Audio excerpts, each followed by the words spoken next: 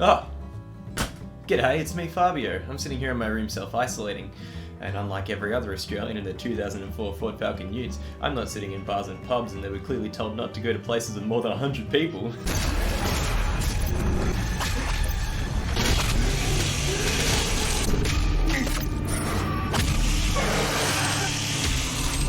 If only I was as negligent for my health and the safety of others around me as Doomguy over here. Maybe then I'd understand what it means to be a true blue Australian. No, instead I'm sitting here with my hand condoms and my You've Seen Movie mask. Unfortunately, I have yet to...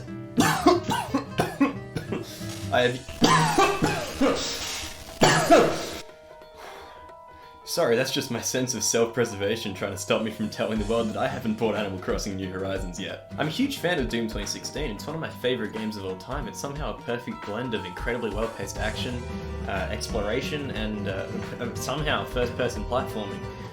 I don't have any negatives to say about the game.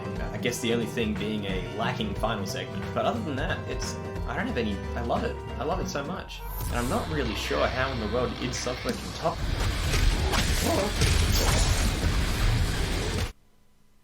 Jesus. I've got a lot I need to process. Where do I even begin? I guess let's just go from the beginning, and by that I mean, oh my god, the intro of this game is so Doom. It's not even anything fancy, it's just all these radio transmissions of people needing help while setting the scene, Mick Gordon's absolutely phenomenal musical production accompanying it as we slowly see shots of the new hubboard of the game, the Fortress of Doom, while slowly as the music builds, we get a nice, close, definitely not obeying the 4 square meter social distancing law look at the main man himself, Doomguy. As the song drops and the title card appears, oh my god, I literally turned the jelly. How did they make a cutscene with such minimal action and choreography so damn powerful? And boy, if you thought that was bad, imagine actually playing the game. Although this isn't the first time this has happened. I've had the same sort of sensation with different video games with really good openings, like Celeste in Greece, for example.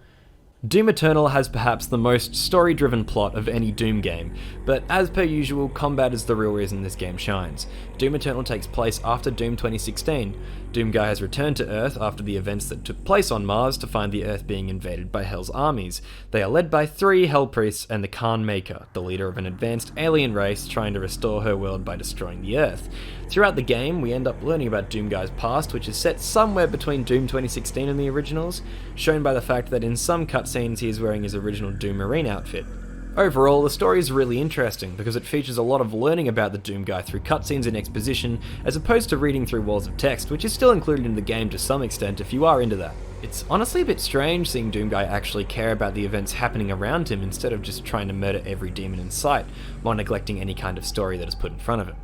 An interesting parallel between this game and 2016 to be sure, but it is not unwelcome. I know that I personally like this kind of storytelling. It gives you a reason to finish the game because the characters' motivations are laid out in front of you. You want to see them succeed, if it's done well. Eternal storytelling is alright, it gives you ample enough reason to finish the game, but it's more through trying to figure out who, or more specifically what, Doomguy is. Doom Eternal's story is like buying a jam donut instead of a custard-filled pastry. It's not quite what I was expecting, but it turned out okay in the end. But enough about the story. Let's talk about the soundtrack.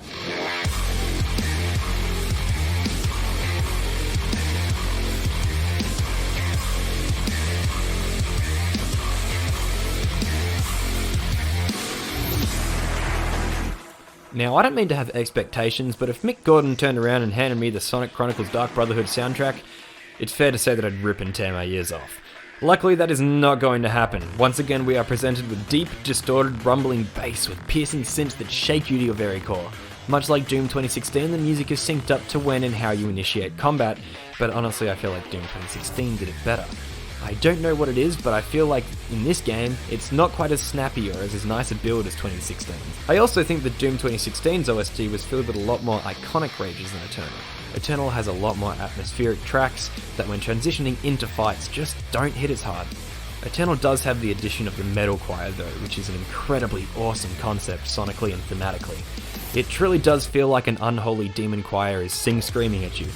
A few of my favourites from the soundtrack are Slayer Gates, being this game's rip and tear, Cultist Bass is one of the coolest atmospheric tracks in the game, and of course the phenomenal The Only Thing They Fear Is You. Unlike every other millennial, I don't look to Joe Rogan like he's my long-lost dad. So, but if this is just noise, then god damn it, it's my noise! Let's talk about the enemy variety next. You've got your series staples like the Possessed, the Imps, the Cacodemons, Hell Knights, and Mancubus. This time around, they have a really cool set of returning demons, as this game is heavily inspired by Doom 2. The Arachnetrons, Pain Elementals, and Zombie Soldiers all make a returning appearance. Even the Archvile makes its way in, no longer being its stupidly annoying self by igniting you as soon as it sees you and bringing back demons you've already killed. Instead, it summons empowered up demons, unless you stagger it while it's summoning. It does summon a fire shield that you'll have to navigate around. Other returning demons are the Pinkies, Spectres, Prowler, Cybermancubus, Baron of Hell, Cyberdemon, Revenant, Lost Souls, and finally, the Icon of Sin, completely revamped as an all-new boss. There's a lot of new demons too, namely the Doom Hunter, Gladiator, and of course, the Marauder. God, do I have problems with him? Why does he look so cool? This arsehole's what keeps me up at night. He's introduced as a mini-boss, one that you have to spend time taking care of in a 1v1 battle, with small cannon fodder enemies sprinkled in, only really there so you can keep up your super shotgun ammo, as it's probably the best weapon to use against him. He is the opposite of this game's core gameplay ideals. He is cumbersome to fight as you have to follow his attack patterns like it's a Zelda fight. He is defeated slowly and not in the I have a lot of health kind of way, in the genuinely takes too long to fight kind of way, and to top it all off, he demands all of your attention in a game all about being able to take on everything all at once. I'm genuinely mad because he is the coolest looking demon in this game, and the first time that he's introduced it's as a mini boss, and it's a really cool and innovative fight. It's like playing neutral in an FPS. I thought that was super cool, but then I saw it a second time, then I saw it a third time, and then I realized that this guy wasn't going away anytime soon. He's also the only regularly appearing enemy in the game that isn't affected by super weapons. I don't understand. Like, even the Doom Hunter, who was also first introduced as a mini-boss, is affected by super weapons. Even the Icon of Sin is affected by super weapons. Like, what? I'm sick of it. I'm sick of this. I'm gonna do something about it.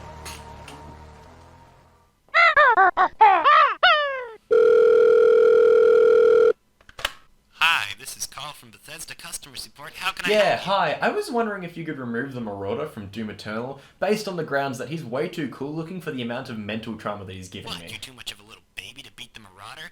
I bet you play on Hurt Me Plenty mode too, you little bitch. Go back to playing your Super Mash Bros. in your Luigi's houses. Don't ever call again unless it's to apologize for how much of a little baby you are. Hello? I'm gonna have to try something else. Okay, now on to what we're all here for, the gameplay. Doom Eternal has to be the single most engaging, fast-paced, blood-pumping, intellectual-inspiring gameplay in any FPS, maybe any game ever. I feel more intelligent playing this game than I do playing games like Marvel vs. Capcom, Dragon Ball FighterZ, BB Tag, and any other FPS I've ever played. So what I want you to do is imagine Overwatch. I know that's a painful thing for a lot of people, but don't worry, we have government-funded health plans waiting for everyone on the way out.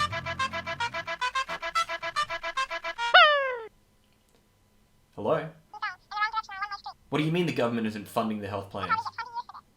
Of course Overwatch is a recognisable form of PTSD. Does the health minister know nothing? Take every single fun and rewarding movement mechanic on the DPS characters in Overwatch and put them in the garbage, because they all pale in comparison to Doom Eternal's incredible movement. With Overwatch, all of the fun movement is locked behind different characters. For example, Tracer is the only one that can blink around and dodge with movement other than strafing. Genji has incredible vertical mobility and wall climbing, while Lucio has a high base movement speed and can propel himself off of walls and into the air. Now imagine all of that, all those fun things, chuck them in a blender, and out comes, boom, Doom Eternal, baby. Doom Guy has been given a plethora of movement options like multiple dashes, which can be used in the air, or to propel himself towards opponents when a glory kill opportunity arises, a brand new wall climb that shoots him up walls at incredible speeds, and, much like a 5th year primary school student high on Redskins, a new monkey bar mechanic which he can use to launch himself across the sky. These mechanics also lend themselves into the 3D platforming segments. More often than not, you'll be launching yourself across many perilous gaps, searching for the next wall to climb on. Some people are saying that the platforming is one of the least likable aspects of Doom Eternal. It just seems pointless, and it's just there to pad out the playtime and forcibly make a gap between combat sections. To that I say, you're correct! However, it's not as bad as you think. This kind of level design may seem more obstructive than constructive, like it's a roadblock to the game rather than developing your enjoyment of it, but it still serves its purpose. These segments are meant to test how capable you are at using the movement in this incredibly movement-heavy game. A test to see if you are truly aware of how far Doomguy's movement can take you. However, I do agree with the point that this is a bit of lazy level design. They used floating round platforms, and sometimes the monkey bars and wall climbing sections feel shoehorned in without much care to the environment around it. I personally think that these segments are fine, a good icebreaker between combat sections, and not nearly as clumsy as everyone is making it sound. Before we get to the combat, let's talk about the weapons. You get a huge arsenal of guns, you start off with the combat shotgun and then gain everything else over time.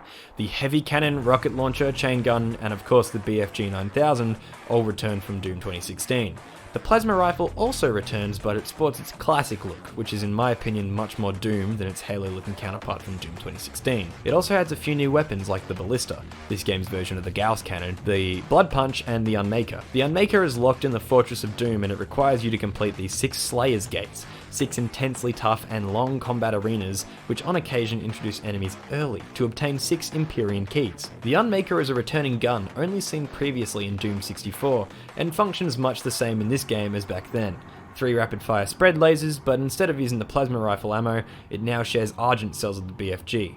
They both serve very different purposes. The BFG is for taking down entire rooms, but is probably one of the weapons that gets hit most with the low ammo count in this game, as it can only be fired twice before having to look for more Argent cells, which aren't dropped by enemies, while the Unmaker is used to take out singular targets with incredible speed.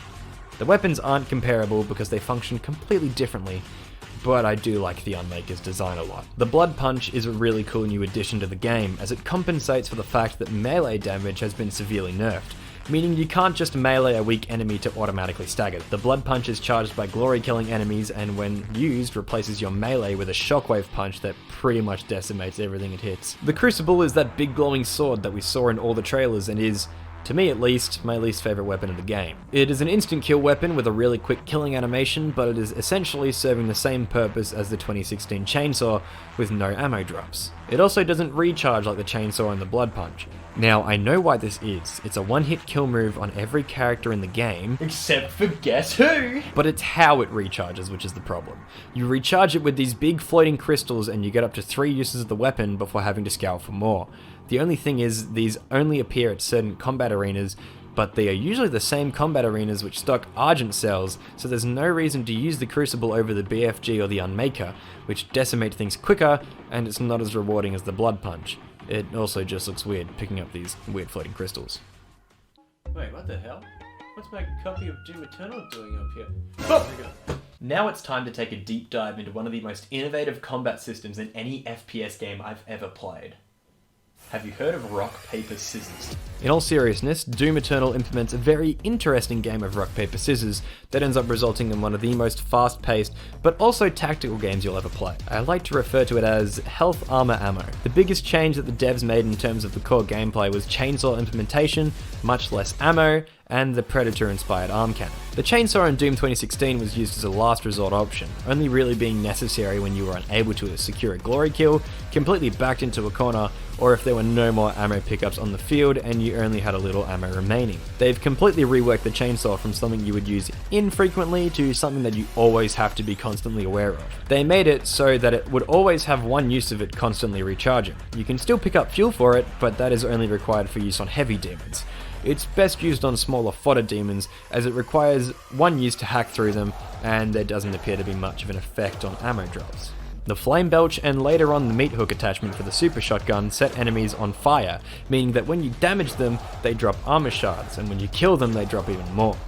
Glory kills, as usual, make the demons drop health, but this time around they've restricted ammo pickups, only to the chainsaw, meaning that the chainsaw becomes so much more useful. The chainsaw is no longer an optional usage weapon and is now a necessity. You want to know how many times I've used the chainsaw in Doom 2016? About the same number of times as dates I've been on in my life. So not a lot. Doom Eternal, however, Man, I wish I was that popular. hopefully this is all starting to make sense. The rock, paper, scissors thing. You have 3 specific ways of killing a demon: glory, kill, fire, chainsaw, which gives you either health, armor, or ammo. Not only that, this triangle becomes even more apparent late game as you can upgrade things like the ice grenade so that enemies hit while frozen drop health, or the combat shotgun's full auto weapon mastery, dropping shotgun shells when you kill a demon with the mod. and the aforementioned super shotgun meat hook mastery. The weapons in this game universally have a lower ammo count than Doom 2016, meaning that using the chainsaw to keep your ammo up becomes so much more important, as you will almost constantly be running out of ammo during combat. However, the demons in this game are relentless and they will chase you, even if it means disobeying that 4 square meter rule. Are you sick of the social distancing jokes? Don't worry, I am too. That's why I'm keeping them over there, approximately 1.5 meters. God damn it, it's just too easy. Oh my god! The demon AI is specifically programmed to make you suffer. They are actively aiming to put you in the worst position possible. They will be sneaking up behind you when you're busy dealing with this asshole, putting you in a corner so it's incredibly hard for you to escape, and dealing a metric ton of damage on higher difficulties, but it never feels like you didn't deserve to die. Maybe you could have made more of an effort to chainsaw those imps. Maybe you weren't efficient enough with getting rid of those cacodemons, or perhaps your movement just wasn't crispy enough. The combat is brutal, but it's never unfair. Except for when it is. Now you know what's worse than tall, dark and friendly over there? Those goo buckets you get from Time Zone. This is probably the worst inclusion in the game. This is the one thing that makes literally zero sense to add to a Doom game. Doom is all about giving you all this power and movement so that you can completely and utterly decimate everything in front of you. So why in the world would they make a mechanic that takes all of your movement away from you? It just doesn't make sense. This goo appears far too often in the game as well. This is just artificial challenge. You don't feel gratified after surviving the goo sections, you just feel, Oh, thank god that's over. the only thing they could have added that's worse than goo would be a water segment. There's water segments in this game. Now the swimming isn't bad, it's not a question of functionality, it's a question of why at all? Like, you know what I need once I finish killing demons? A bar. It's just senseless padding, extending the playtime by making you dash into things underwater and opening drains or something. I can't remember even though this game is fresh in my mind because I switched my brain off during these bits. Overall, I think Eternal is a better game, if only for the fact that it's just Doom 2016 on steroids. I fell in love with the game from the intro, and I haven't stopped loving it since. And I'll always be willing to go back and replay 2016, but it's just, this game is so good. I literally couldn't stop playing it during my playthrough. I spent 4 days of just playing Doom Eternal. 2016 often feels like you have to do the same thing over and over again, especially in the later part of the game, once they're done introducing new enemies and weapons. Doom Eternal never feels like that. It's just giving you new things up until you beat the final boss. Every combat interaction is enjoyable, apart from the goo ones. Never the goo ones. Eternal's always giving you these brand new, amazing looking environments, new guns to shoot, demons to brutally murder in every way possible. It's so good. The gameplay's so addictive that even when I was tired and hungry, I didn't want to stop playing. I 100% recommend you pick up this game if you're a fan of FPSs in general and you don't mind playing a single player game. But be warned, traveller, this game pulls no punches for those who are new to the Doom franchise. You will get your ass handed to you. Well, there you have it. That's all my thoughts on Doom Eternal. I know I got a bit negative at the end, but this game is just an incredibly visceral masterpiece. It's just so good. There's so much love poured into this game by the people at id Software. Thank you so much. This game is near perfect. There's just a few little things, few little changes that didn't make sense or didn't quite work out. Most importantly, it shows that Doom 2016 wasn't a fluke for id Software. They are still able to pump out these amazing quality first-person games, and I can't wait to see what they do with the next Doom. It feels like they're just going to keep pushing the bar higher and higher until it has nowhere else to go. It's at its limit, and then Doom Guy's going to come and blood punch the bar to make even higher limits so that he can keep starring in video games. Now, if you'll excuse me, I have to go to my therapist appointment. I don't get it, Doc. Why doesn't he die to super weapons? It has big and gun in its name. Like, how are you gonna live through that? Right, and how does that make you feel? Well, it makes me feel helpless when I see him rushing at me on my screen. It makes me fearful for all the one-ups that I've picked up that were stranded and helpless, very precarious floating places. And I have this dread. Like, is he gonna pop up in this arena? And if not this one, what about the next? So you're clearly terrified of him. What? No, I'm not scared of him. It's just this really weird feeling that makes me feel like all hope is lost as I whisper a silent prayer to the con maker that the last checkpoint wasn't too far away. Right. All I can recommend is a good de-stress. Take a step back from Eternal and the Marauder and play something calm and relaxing. I just so happen to have something here that could help you. No, please, God, get it away, get it away. G'day, thanks for stopping by and watching my thoughts on Doom Eternal. I absolutely adore this game and I'm definitely going to be spending more time with it in the future. I might end up streaming an Ultraviolence or Nightmare Run or something, but I'll talk about that later. If you enjoyed, please consider leaving a like on the video and subscribing to the channel. You can also follow me on Twitter at FabioWahoo. I will be doing more reviews like this because I had a blast working on this one. Until next time, have a good one.